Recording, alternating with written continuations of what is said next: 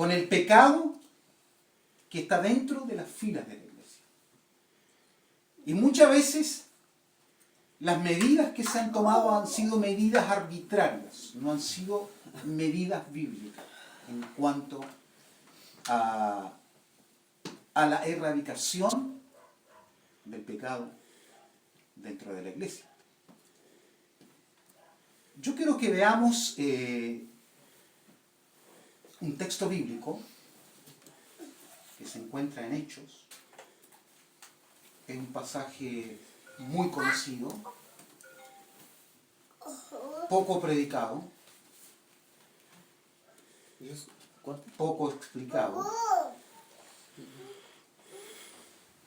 Hechos 5, 1 al 11. Vamos a dar lectura. Los que tienen Biblia pueden sacar su Biblia. Úsenla, por favor. Acostumbrémonos a manejar siempre las escrituras para poder corroborar que lo que la persona está exponiendo sea realmente la palabra del Señor. Hechos 5, 1 al 11. Pero cierto hombre llamado Ananías, juntamente con Zafira su mujer, vendió una posesión con el conocimiento de su mujer. Me parece muy familiar esta situación. Sustrajo del precio y llevando una parte la puso a los pies de los apóstoles. Y Pedro le dijo: Ananías, ¿por qué llenó Satanás tu corazón para mentir al Espíritu Santo y sustraer del precio del campo? Pedro estaba haciéndole una pregunta a Ananías, no se dirigió a Zafira, su mujer. Interesante eso. Reteniéndolo, ¿acaso no seguía siendo tuyo? Y una vez vendido, ¿no estaba bajo tu autoridad? ¿Por qué propusiste en tu corazón hacer esto? No has mentido a los hombres, sino a Dios. La perspectiva que Pedro tenía en relación a esta situación. Voy a seguir leyendo y después quiero comentar un poco. Entonces Ananías, oyendo estas palabras, cayó y expiró. Murió. Y gran temor sobrevino a todos los que lo oían. Luego se levantaron los jóvenes y le envolvieron y sacándole fuera lo sepultaron. Después de un intervalo de unas 3 horas, sucedió que entró su mujer sin saber lo que había acontecido. Entonces Pedro le preguntó nuevamente a su mujer: dime, ¿vendiste en tanto el campo? Ella dijo: sí, en tanto. Y Pedro le dijo: ¿por qué os pusisteis de acuerdo para atentar al Espíritu del Señor? He aquí a los pies de los que han sepultado tu marido. Están a la puerta y te sacarán a ti. De inmediato ella cayó a los pies de él y expiró. Cuando los jóvenes entraron, la hallaron muerta, la sacaron y la sepultaron junto a su marido. Y gran temor sobrevino a la iglesia entera y a todos los que oían de estas cosas. ¿Cuál fue la parada de la iglesia en relación a esta situación? No te preocupes. Es un asunto que tú tienes que determinar. Nosotros no vamos a hacer nada al respecto. Es interesante la postura de Pedro frente a una situación que comúnmente vemos hoy en día en la iglesia. No quedó indiferente frente a esa situación que estaba ocurriendo en ese minuto en la historia de la iglesia naciente. Dios hizo justicia. La ira de Dios cayó sobre la iglesia. Disciplinaron. Le costó caro la disciplina a Ananías y a Zafira. Jugaron con Dios. Y Dios hizo lo que tenía que hacer. Pedro hizo lo que tenía que hacer. Dios respalda la resolución de Pedro y vemos los resultados. ¿Ya? No voy a hacer una exégesis profunda del pasaje porque no. Pero quiero que pensemos un poco, ¿no?, en esta situación.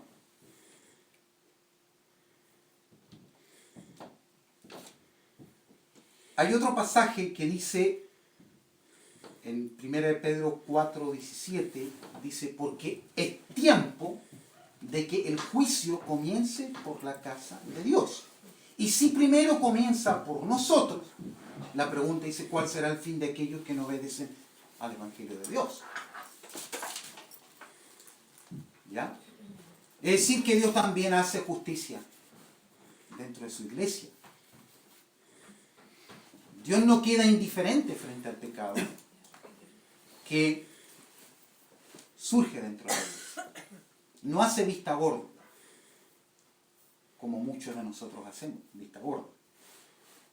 También quiero que leamos, y este va a ser un poquito largo, si alguien puede leer Números 16, 1 al 35. ¿Número 16?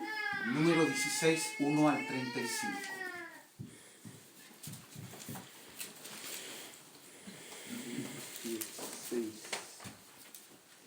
¿Del 1? Al 35.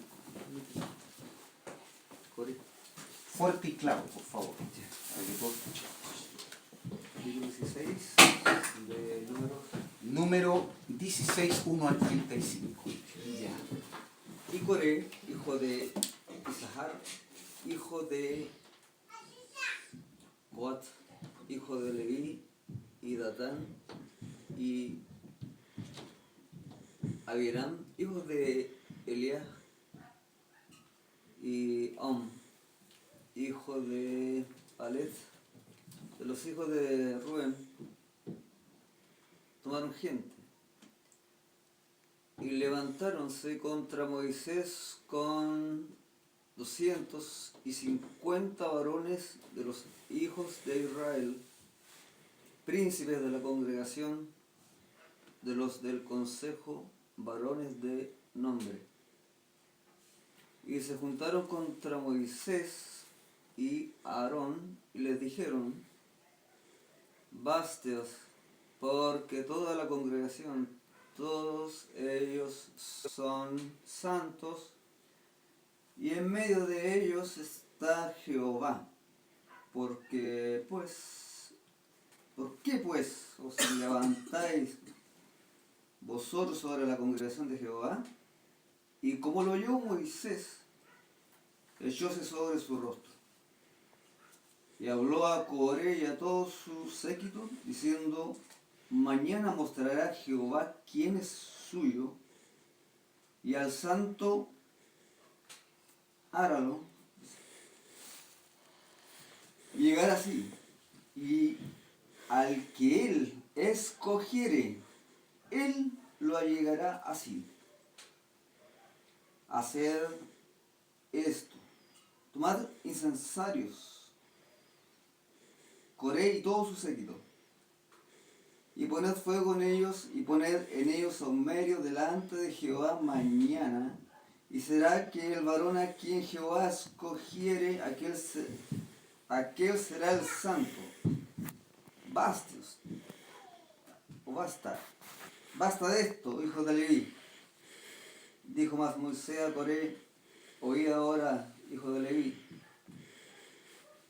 ¿os es poco que el Dios de Israel os haya apartado de la congregación de Israel, haciéndoos allegar así para que ministraseis en el servicio del tabernáculo de Jehová y estuvieses delante de la congregación para ministrarles?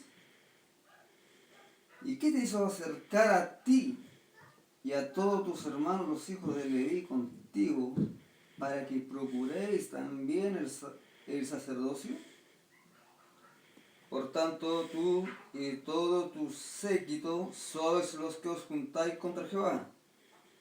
Pues Aarón, ¿qué es para que contra él murmuréis? Y envió Moisés a llamar a Datán y a Abiram, hijo de Eliab, mas ellos respondieron: no iremos allá.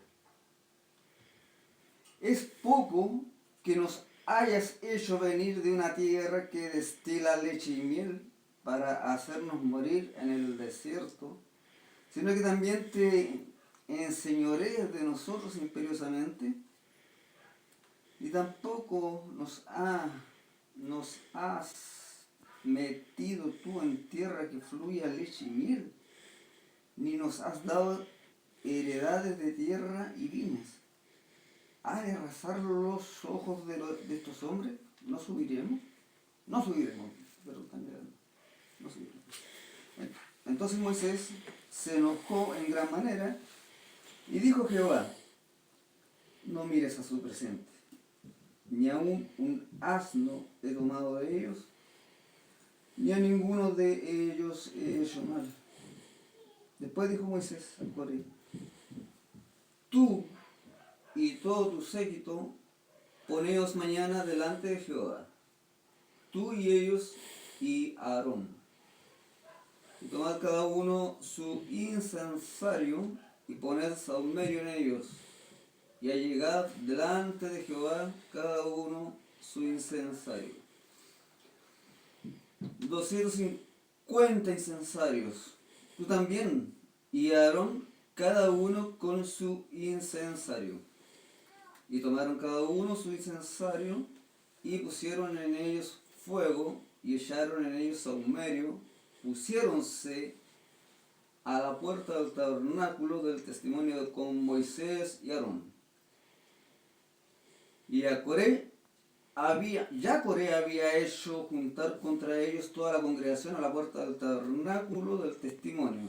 Entonces la gloria de Jehová apareció a toda la congregación, y Jehová habló a Moisés y a Aarón, diciendo: apartaos de entre esta congregación y consumirlos en un momento. Y ellos se echaron sobre sus rostros y dijeron: Dios de los espíritus de toda carne, ¿no es un hombre el que pecó? Y airarte has tú contra toda la congregación. Entonces Jehová habló a Moisés diciendo: habla a la congregación diciendo: apartaos de alrededor de la tienda de Coré, Datán y Abiram. Y Moisés se levantó y fue a Datán y Abiram, y los ancianos de Israel fueron en pos de él. Y él habló a la congregación diciendo: apartaos ahora de las tiendas de estos impíos hombres, no toquéis ninguna cosa suya, porque no perezcáis en todos sus pecados. Y apartáronse de la tienda de Coré, de Datán y de Abiram derredor, y Datán y Abiram salieron, pusiéronse a las puertas de sus tiendas con sus mujeres, sus hijos y sus chiquititos. Y dijo Moisés: en esto conoceré que Jehová me ha enviado para que hiciese todas estas cosas, que no de mi corazón las hice.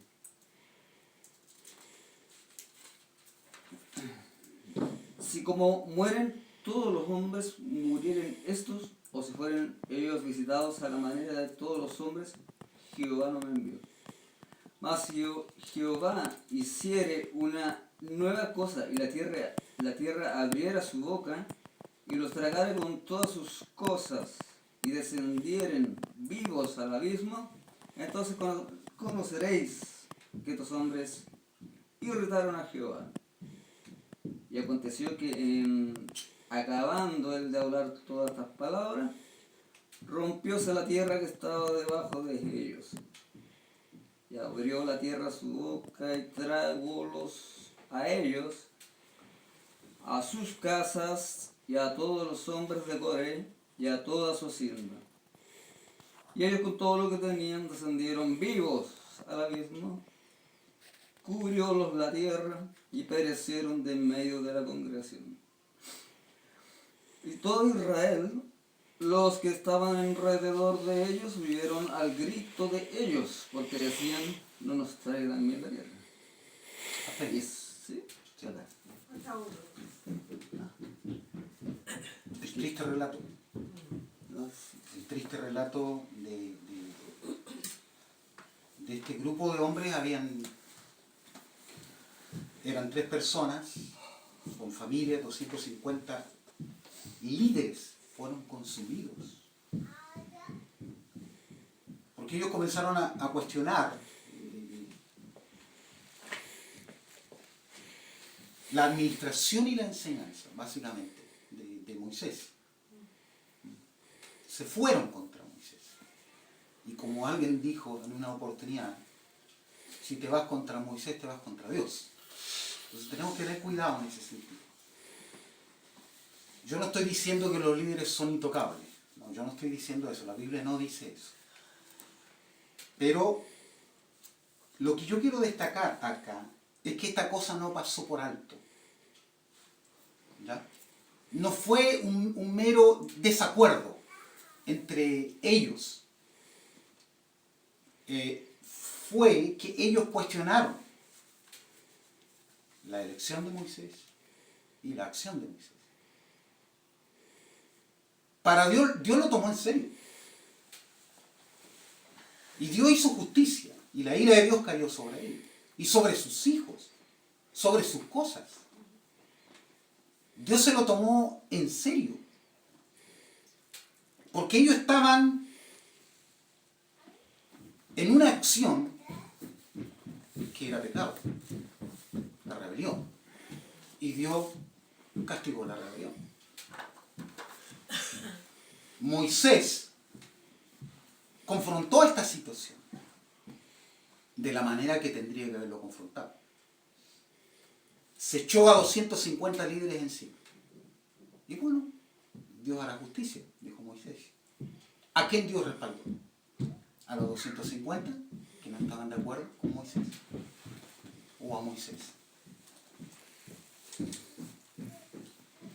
Dios va a respaldar a su iglesia. Siempre va a respaldar a su iglesia.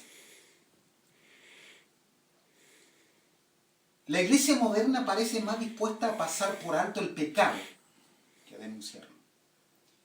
Y más dispuesta a deshonrar la ley de Dios que honrar la ley de Dios. Es un hecho lamentable que muchas iglesias rehúsen a tomar en serio el pecado. La iglesia no tiene ningún derecho a transar con el pecado. Esa fue la equivocación de Eva. Las sugerencias del tentador deberían haber sido reprendidas oportunamente en vez de haber sido discutidas. Con el pecado no se discute. El pecado se reprende. ¿Ya? Y esa discusión que Eva tuvo con Satanás, ¿en qué terminó? En la caída del hombre.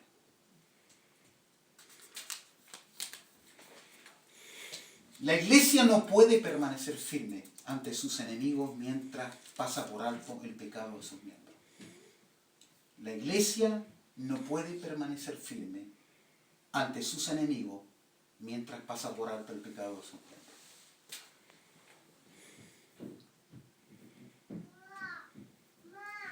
Por una parte, pasamos por alto el pecado de los miembros, pero a la vez queremos tener victoria. Queremos que Dios nos respalde. Queremos que Dios nos bendiga. Dios no puede hacer vista gorda. Dios va a juzgar el pecado. Dios va a condenar el pecado. Y esa es la actitud que tiene que tener la iglesia. Por una parte, la iglesia tiene que hacer lo que tiene que hacer frente a esta situación. En primer lugar, y lo vamos a ver, en primer lugar, lo que tenemos que cuidar es honrar al Señor. Honrar su palabra. ¿Ya?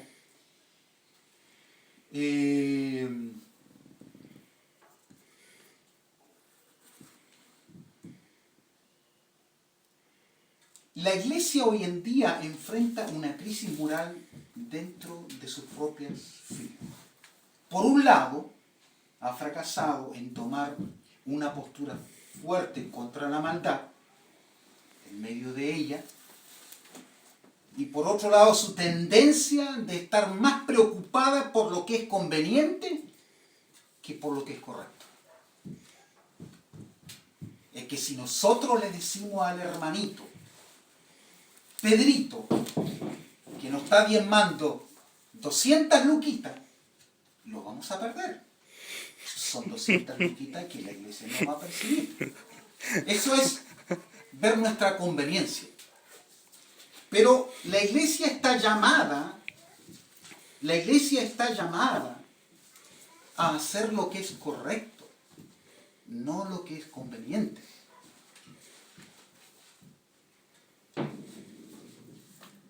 Y esta situación, que por un lado la iglesia ha fracasado de tomar una postura fuerte frente al pecado, y por otro lado su tendencia de hacer lo que es conveniente y no lo correcto, esto ha despojado a la iglesia y ha privado a la iglesia del poder y de la honradez bíblica. Por eso que la iglesia no tiene poder, no tiene autoridad, porque Dios no está respaldando. Porque esa iglesia en particular, local, no está honrando a Dios. Hay un pasaje, quiero que alguien lo lea, por favor. Primera de Samuel 2:30. Primera de Samuel 2:30. Hablando un poco de la honra, de honrar a Dios. Primera de Samuel 2:30. El que lo tenga lo lea, por favor. Primera de Samuel 2:30. ¿Sí? Por tanto, Jehová el Dios de Israel dice: Yo había dicho que tu casa y la casa de tu padre andarían delante de mí perpetuamente, mas ahora ha dicho Jehová: Nunca yo tal haga, porque yo honraré a los que me honran. Ahí. Honraré a los que me honran. Ese debe ser el fin de la iglesia. Honrar al Señor. Es que Pedrito no es el Señor de la iglesia. Esa es la postura que debe tener la iglesia. Y puede sonar cruel, puede sonar lapidario, pero es más lapidario el juicio que Dios va a ejecutar sobre la iglesia que no honra al Señor de la iglesia.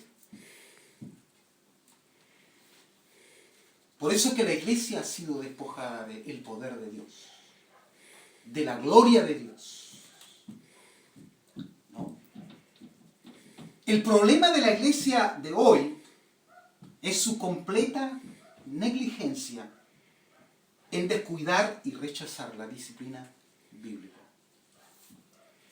Ese ha sido el gran problema de la iglesia. Ha descuidado y ha rechazado la disciplina bíblica.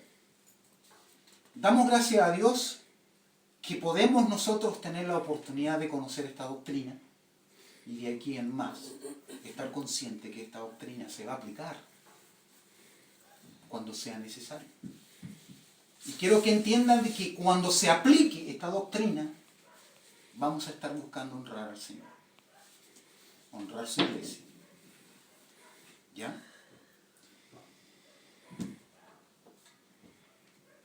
Es irónico el rechazo de la iglesia hacia la disciplina bíblica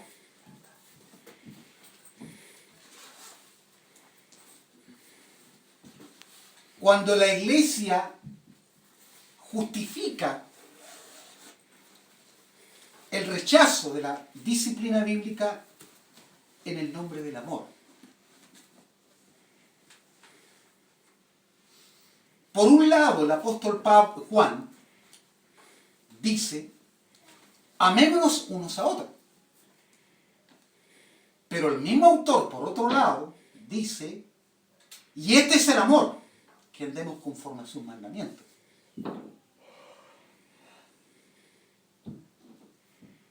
Entonces, de repente tomamos pasajes forzamos al pasaje a decir al pasaje lo que el pasaje en realidad no quiere decir. Como primera instancia, el amor es hacia Dios y sus mandamientos. Y segundo, ese amor se refleja en los hermanos, en la comunión unos con otros. El ejercicio de la disciplina eclesiástica es un mandato del Señor de la Iglesia. Es un mandato del Señor de la Iglesia. Cuando se efectúa adecuadamente esta disciplina, es una profunda demostración de amor. ¿Ya? Es una profunda demostración de amor. El verdadero desafío del amor cristiano no pasa por alto la utilización de las diversas formas de disciplina donde quiera que sean aplicables. Hay un pasaje ahí en Hebreos 12:6 que dice, porque el Señor al que ama, disciplina y azota a todo aquel que recibe por hijo. El amor confronta el pecado en nosotros mismos y ese amor debe confrontar el pecado con los demás hermanos. No podemos llamar amor al cristiano que observa a un hermano en Cristo seguir un camino de pecado sin ser retado. Eso no es amor. Si yo veo a alguien de la congregación rumbo al infierno y no lo paro frente a su alocada carrera rumbo al infierno, no advierto, no es amor. ¿No? Tampoco es amor que un padre observa a su hijo caminar hacia el desastre sin impedírselo. Si buscamos la bendición de Dios para nuestra iglesia, es esencial que nos conduzcamos nosotros mismos según la palabra de Dios. Pablo, escribiendo a Timoteo, al joven Timoteo, ahí en 1 Timoteo 3:15, después de una serie de instrucciones pastorales, ¿no es cierto? Pablo dice ahí en el versículo 15 de 1 Timoteo 3, le dice, porque si tardo, sepas cómo debes conducirte en la casa de Dios, que es la iglesia de Dios viviente, columna y baluarte de la verdad. Las instrucciones están de cómo debemos de conducirnos en la iglesia. Hay un solo criterio, es el criterio de Dios.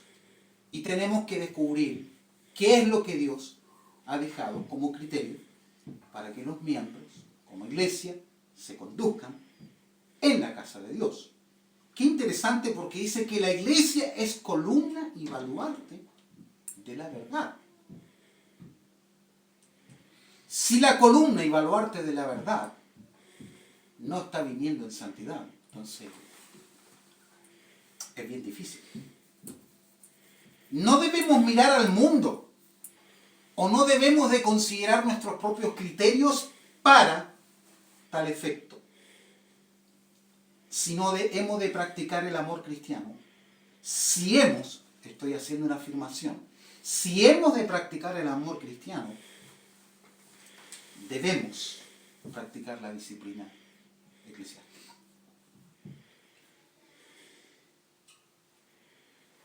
Por otra parte, la práctica de la disciplina cristiana no haría ningún bien a la iglesia si no hay acompañada con ella espíritu de amor y de humildad.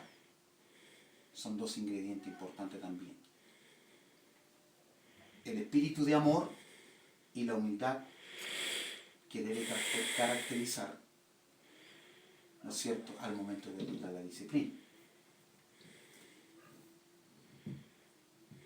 La disciplina eclesiástica no es una cura para todos los males de la iglesia contemporánea. Tampoco la disciplina es la única manera o la manera principal como debemos demostrar nuestro amor hacia los demás. Lo importante es que la disciplina eclesiástica dentro de una iglesia local es parte de la reforma de una iglesia. Y la manera de reformar la iglesia siempre se halla a lo largo del camino de la revelación bíblica. Es decir, toda la reforma que la iglesia necesita constantemente se encuentra en las Escrituras. El propósito de esta exposición bíblica es simplemente indicar el camino de regreso a la práctica de la disciplina eclesiástica. ¿Ya? Hay 3 preguntas importantes que debiéramos de hacer.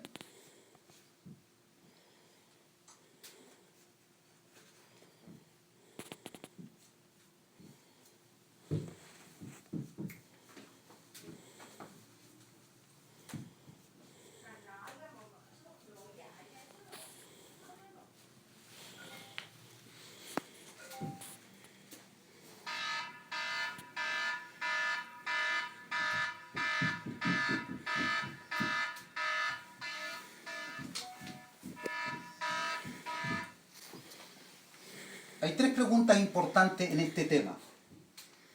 Solamente hemos introducido algo en la conversación. La disciplina bíblica tiene 3 puntos importantes: la necesidad y el propósito de la disciplina. ¿Por qué practicarla? Es la primera pregunta. Segundo, los modos de disciplina eclesiástica, es decir, cómo disciplinamos. Y tercero, los receptores apropiados de la disciplina eclesiástica, es quién debe ser disciplinado. Entonces, frente a esas 3 preguntas, que son los pilares fundamentales de esta doctrina, vamos a ir desarrollando el tema. ¿Ok? ¿Por qué practicarla? ¿Cómo practicarla? ¿Y quién debe ser disciplinado?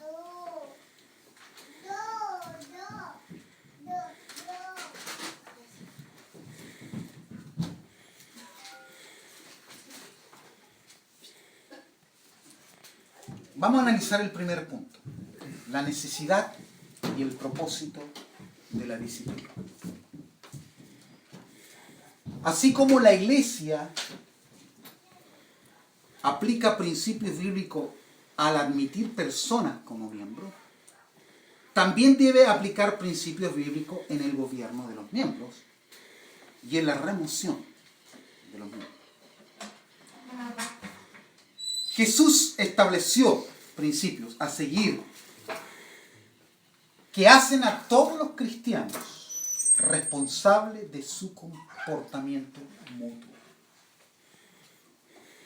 Cada creyente debe hacerse responsable de su comportamiento. ¿Ya? Y asumir las consecuencias cuando ese comportamiento no honra al Señor. Eso es importante.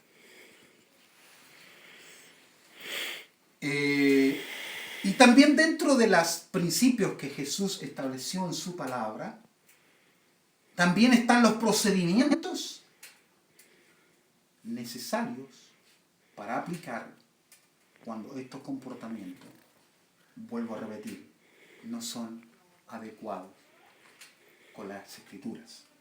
Y eso lo podemos ver en Mateo 18.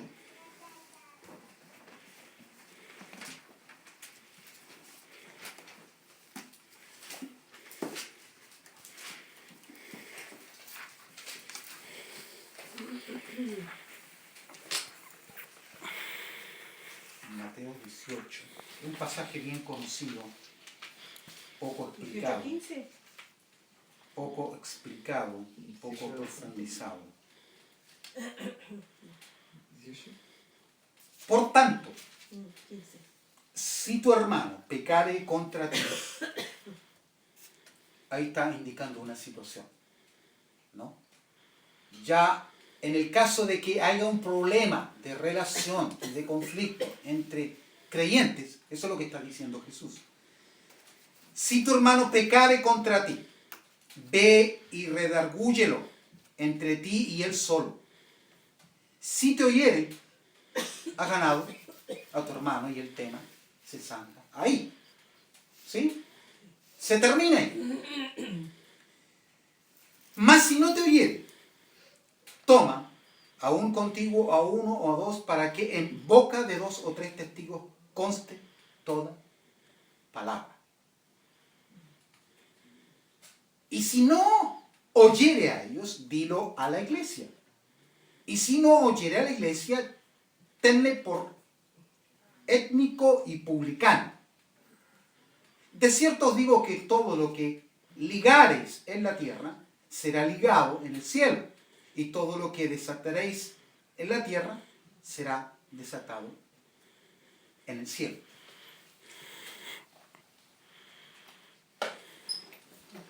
Es decir, que Jesús hace responsable a los creyentes de su comportamiento, pero también, no conforme con eso, incluye el procedimiento para poder solucionar los problemas que se van a generar en el momento de que los miembros de la iglesia se generen. Por un lado, la iglesia tiene la responsabilidad de pronunciar sus juicios sobre situaciones en particular, pero también tiene la responsabilidad de extender perdón. ¿Ya?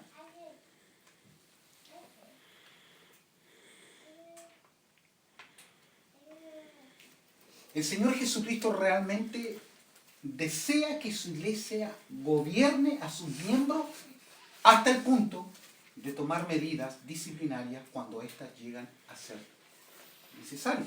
Es decir, que una de las implicancias del gobierno de la iglesia es también la disciplina como parte del gobierno de la iglesia. ¿Sí? Esto no es un poder opcional para actuar, pues todas las instrucciones son y están en modo imperativo.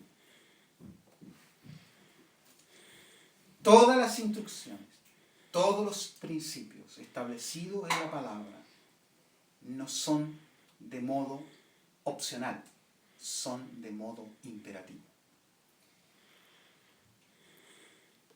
La iglesia no tiene derecho a pasar por alto el comportamiento pecador persistente entre sus miembros. El Señor Jesucristo no nos ha dejado esta opción abierta.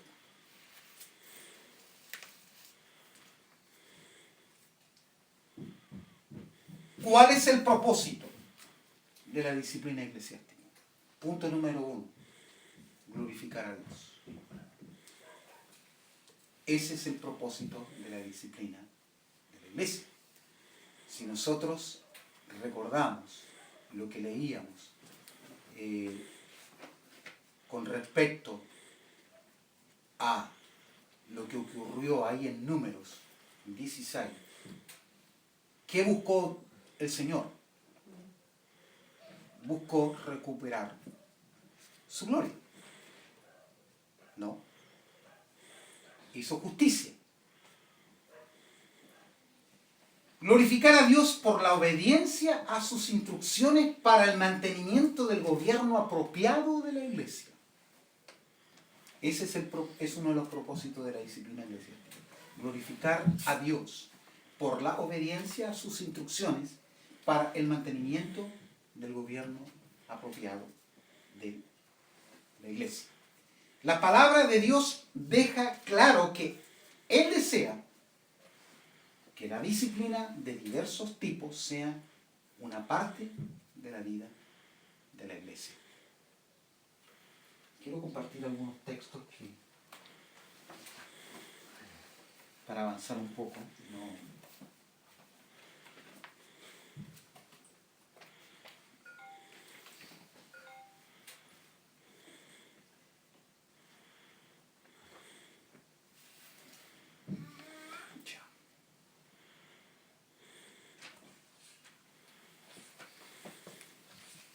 Mateo 18, 15 al 19 ya lo leímos, ¿no es cierto? Romanos 16, 7. Vamos a ver.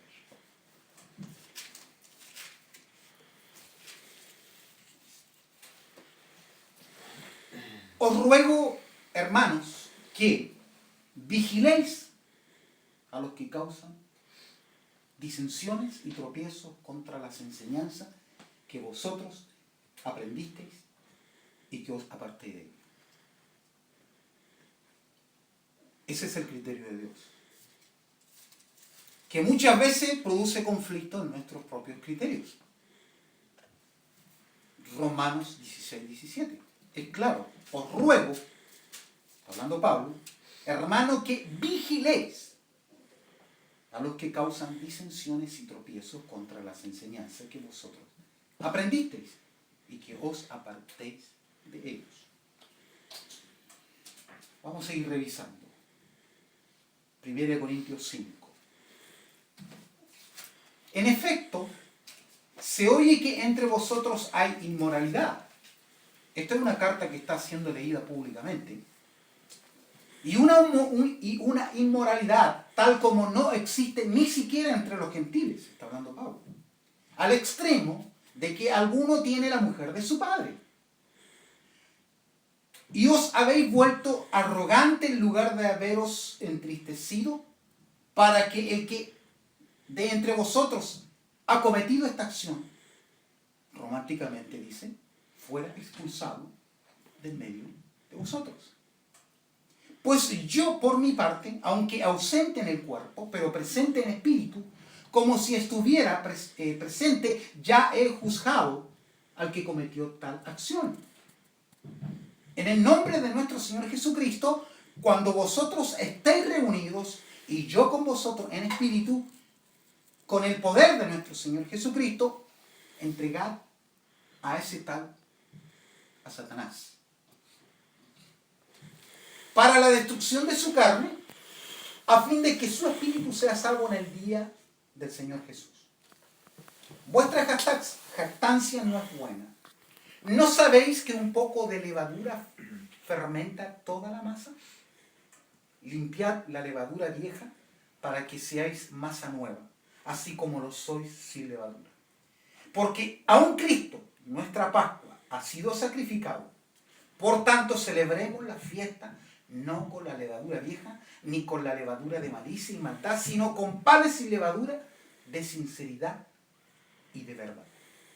En mi carta os escribí que no anduvierais en compañía de personas inmorales.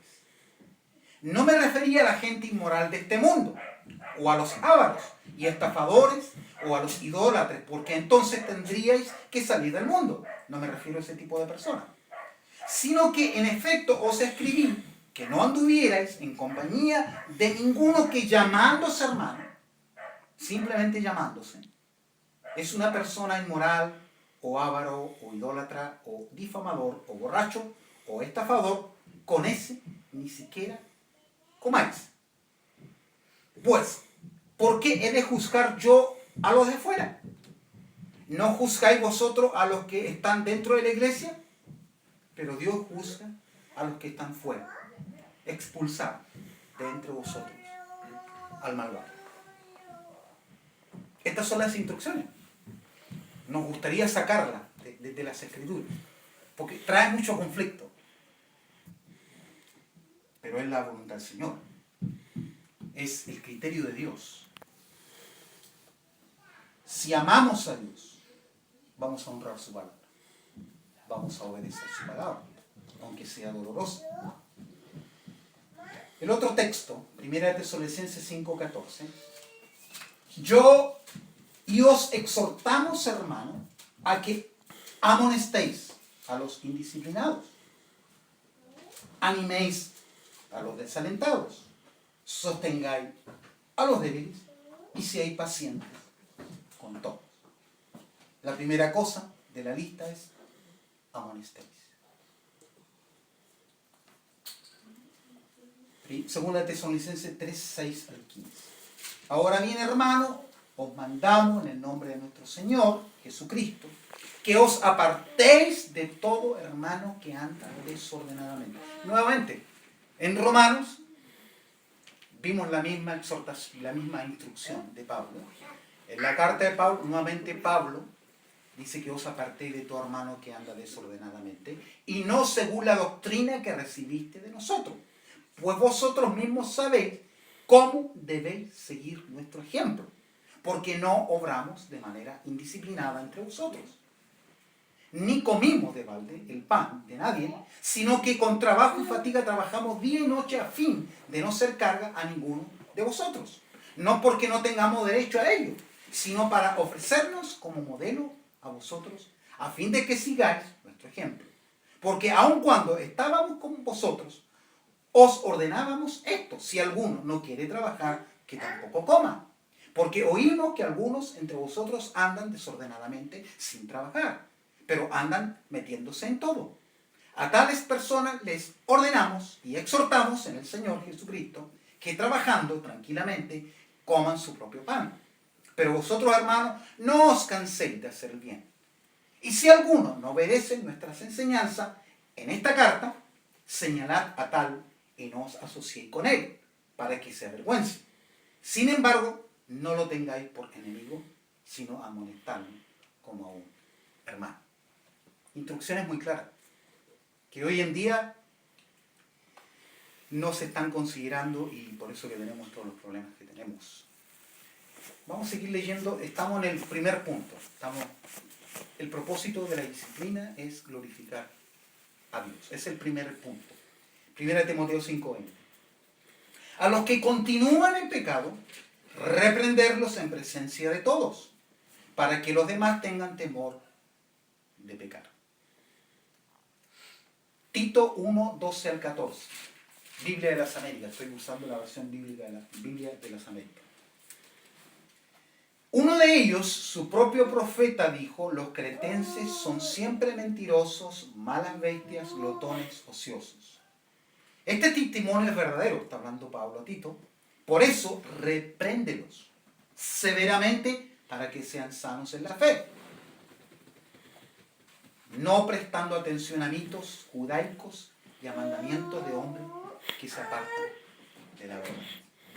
Esa es una instrucción, no es recomendación, es una instrucción de Pablo a Timoteo que fue dejado en Creta para ordenar lo que había que ordenar. Tito 2:15, esto habla, exhorta y reprende con toda autoridad y que nadie te desprecie. Tito 3:10, al hombre que causa divisiones después de la primera y segunda amonestación, desecha. Apocalipsis 2:14. Me parece que sí, 2:14 y 15 al 20. Jesús hablando a la iglesia.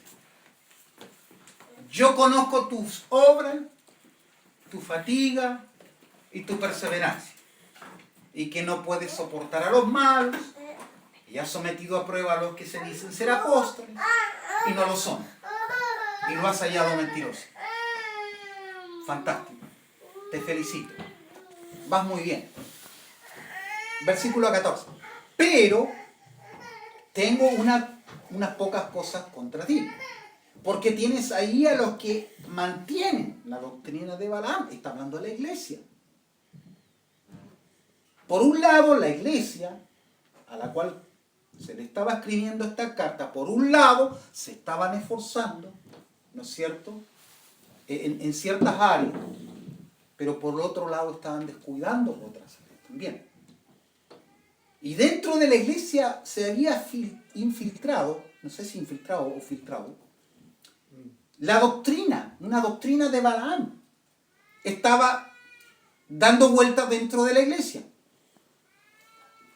que enseñaba a Balac a poner tropiezo ante los hijos de Israel, a comer cosas sacrificadas a los ídolos y a cometer actos de inmoralidad. Esa doctrina estaba operando asolapadamente, porque no entiendo cómo no se habían dado cuenta de esto. Así tú también tienes algunos que de la misma manera mantienen las doctrinas de los nicolaitas. Otro pensamiento raro, no escritural. 20, pero tengo esto contra ti, que toleras a la mujer, a esa mujer Jezabel, que se dice ser profetisa y enseña y seduce a mis siervos a que cometan actos inmorales y coman cosas sacrificadas a los ídolos. Jesús hablando a su iglesia. ¿Ya? Mateo 18:15.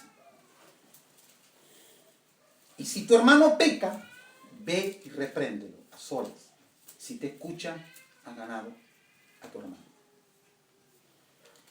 Entregad a ese tal a Satanás para que la destrucción de su carne, a fin de que su espíritu sea salvo en el día del Señor.